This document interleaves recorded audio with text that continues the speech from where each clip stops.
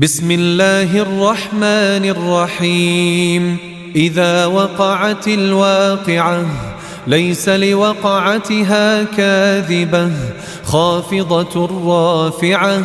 إذا رجت الأرض رجا وبست الجبال بسا فكانت هباء منبثا وكنتم أزواجا ثلاثة فأصحاب الميمنة ما أصحاب الميمنة وأصحاب المشأمة ما أصحاب المشأمة والسابقون السابقون أولئك المقربون في جنات النعيم. ثلة من الأولين وقليل من الآخرين على سرر موضونة متكئين عليها متقابلين.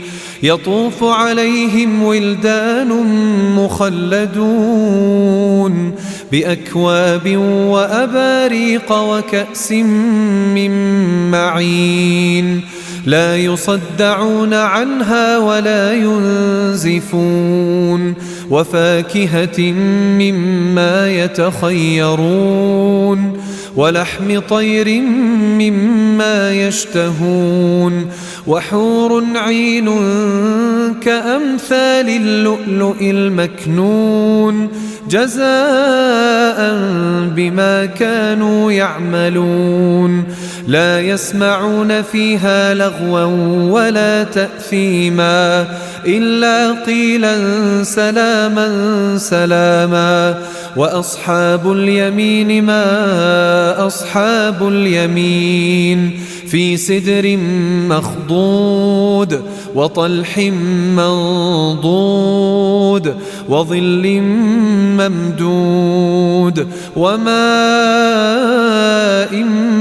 مسكوب وفاكهة كثيرة لا مقطوعة ولا ممنوعة وفرش مرفوعة.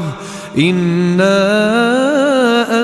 أنشأناهن إنشاء فجعلناهن أبكارا عربا أترابا لأصحاب اليمين. ثلة من الأولين وثلة من الآخرين. وأصحاب الشمال ما أصحاب الشمال في سموم وحميم وظل من يحموم لا بارد ولا كريم. إنهم كانوا قبل ذلك مترفين وكانوا يصرون على الحنث العظيم وكانوا يقولون أئذا متنا وكنا ترابا وعظاما أئذا متنا وكنا ترابا وعظاما أئنا لمبعوثون أو آباؤنا الأولون. قل إن الأولين والآخرين لمجموعون إلى ميقات يوم معلوم. ثم إنكم أيها الضالون المكذبون لآكلون من شجر من زقوم فمالئون منها البطون فشاربون عليه من الحميم فشاربون شرب الهيم. هذا نزلهم يوم الدين. نحن خلقناكم فلولا تصدقون. أفرأيتم ما تمنون أأنتم تخلقونه أم نحن الخالقون؟ نحن قدرنا بينكم الموت وما نحن بمسبوقين على أن نبدل أمثالكم وننشئكم فيما لا تعلمون ولقد علمتم النشأة الأولى فلولا تذكرون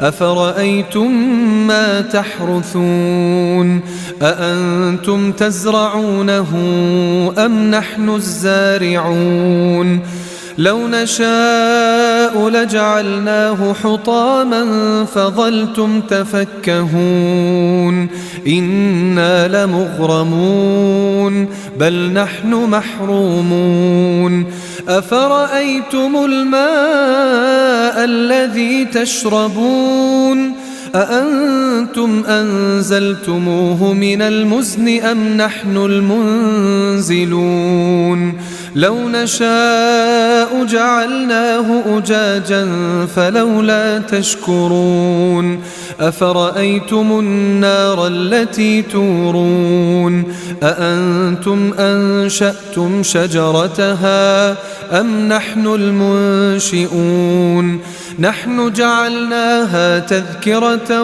ومتاعا للمقوين فسبح باسم ربك العظيم فلا أقسم بمواقع النجوم وإنه لقسم لو تعلمون عظيم إنه لقرآن كريم في كتاب مكنون لا يمسه إلا المطهرون تنزيل من رب العالمين أفبهذا الحديث أنتم مدهنون وتجعلون رزقكم أنكم تكذبون فلولا إذا بلغت الحلقوم وأنتم حينئذ تنظرون ونحن أقرب إليه منكم ولكن لا تبصرون